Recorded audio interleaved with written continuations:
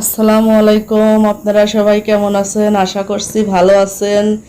বাড়িতে আমার ছোট বোন আমার ছেলের চিপস ভেজে দিচ্ছে। আসলেই আমি শুধু নামেই মা, কামে আর কোনো কিছু করতে পারলাম না, সারা জীবন শুধু চাকরি করে গেলাম।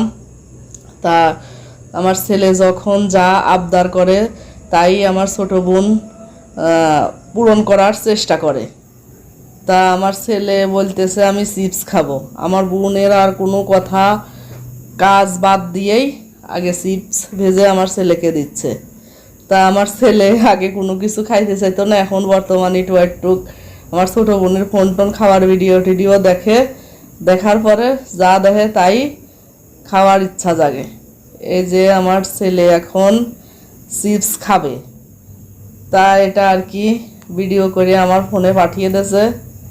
তা দেখে আমার খুব ভালো লাগতেছে যে আমি না থাকলে কি হয়েছে, আমার ছোট বোন তো আমার ছেলেকে অনেক ভালোবাসে। খালি এই চিপস ভাজা না, ওর লেখাপড়ার বিষয় নিয়ে, ওর কাপড় চোপড় সম্পূর্ণ বিষয় নিয়ে ওই সব কিছু আমার ছেলের দেখাশোনা করে। ওই আসলেই আমার কোনো কিছুই করা লাগে না। আমার ছোট বোন একদম মানে আমি থাকলে যা করতাম তাই আর কি করে।